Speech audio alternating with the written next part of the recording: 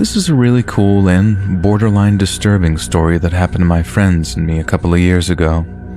We all live in Nevada, but every fall we fly to New York to hike some of the trails, specifically up in the Adirondack mountain area. If none of you have ever seen autumn in New York, it's very worth it.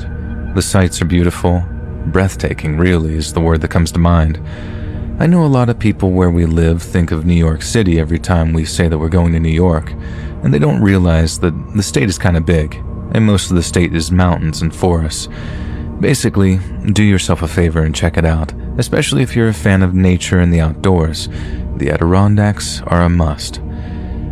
My friend Luis always plans the hikes for us every year.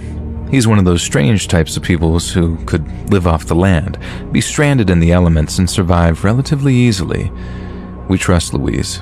He's safe, he's thorough, and he hasn't led us into danger yet, and we've been doing these hikes and camping trips for over a decade now. And this year was no different. We got to our cabin and spent the first night going over the map and trail that Luis had planned out. It seemed like a straightforward trip. Sometimes Luis liked to really challenge us. This year, though, he wanted to enjoy the sights and not worry about the difficulty of the terrain. We started early in the next morning, and we were navigating the woods and taking pictures of all the amazing sights. And during our hike, Luis took us a little off course because he said that he could see something up ahead that kind of didn't look natural. I've seen enough horror movies to know that when somebody says something like that, it usually means no bueno. A few yards off, of course, we stumbled upon a very old structure. It became clear right away that it was some sort of old church. I can say that confidently because the building had a big steeple and a cross on top of that steeple. And if you ask me, that's a dead giveaway for a church. And even though we were surrounded by beautiful sights, this was somehow the most amazing thing I'd ever seen. We were deep in the woods, and not in the areas that people hike typically. The fact that a building like this was in the woods and in the condition that it was truly amazing. After a bunch of pictures, we went inside the church, and I'm doubling down by saying that this was the coolest thing I'd ever seen with my own eyes. It was like stepping into a time machine. Inside the church were several rows of wooden benches that led to a small wooden altar at the back of the church. I remember seeing a giant wooden cross, and there were candles everywhere. Obviously, the candles were burned down to nothing, and there was wax all over the wooden floorboards of the church. On the floor in between one of the benches was an old Bible. It was so old that you couldn't even see what the words said anymore.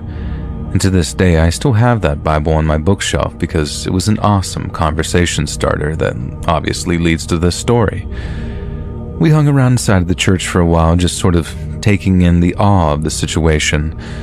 We talked about possible conclusions about who used the church, but every answer we came up with still made no sense, mainly because there wasn't anything else near the church, at least nothing that we could find. No other buildings, or even remnants of buildings. And while we were hanging around the church, Louise noticed something weird. Behind the altar were a couple of floorboards that sounded sort of different than the other ones that we were walking on. Louise moved the wooden altar out of the way to reveal 2 hinges, and this amazing discovery of ours was about to get even cooler. Not only did we find a church in the middle of nowhere, but we now had found a weird door in the floor of that church. We shone our lights down into the hole, but it just looked like a dark and dusty hole in the earth. We could see the dirty ground, and I would guess it was most likely 8 feet down. I got on my stomach and practically was hanging into the hole. I wasn't sure, but I thought that I could see paintings or something on the wall. Without giving my friends any chance to decide, I just jumped inside and simultaneously told them that I wanted to check it out. And what a sight to behold once I was down there. There were indeed paintings all over the walls. They appeared to be stone walls, but I'm not an expert. The paintings were nothing of note that I could tell.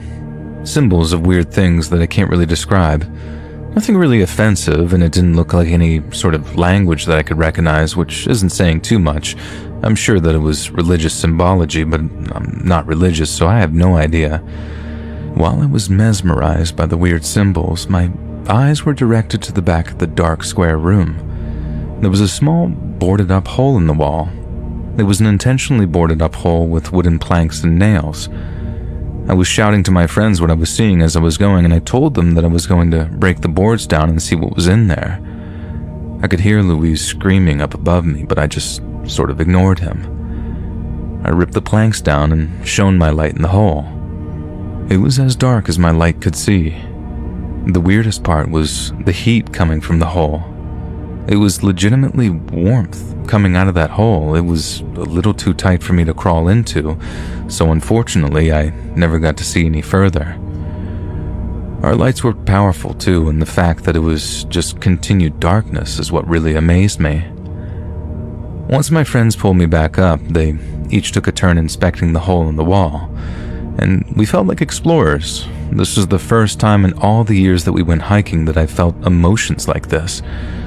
We eventually decided to finish our hike, and when we got back to the cabin, Louise informed some park rangers or someone like that about the church and what we found. The ranger said that we went way off course, even though Louise disagreed with him.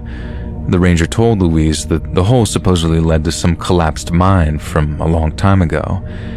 He said the hole in the wall eventually gets tighter if you crawl through it, and it becomes too much of a hazard, and that's probably why it was blocked off.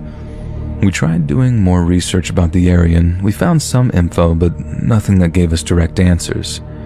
There were mines in the area, so it does make sense. Either way, this was one of the coolest things I'd ever seen, and the more we thought about it, the more unnerving the story became, though. What if people were down there when it collapsed? Why did the church have to have a path to the mines anyways? There was just so many questions. But what do you think?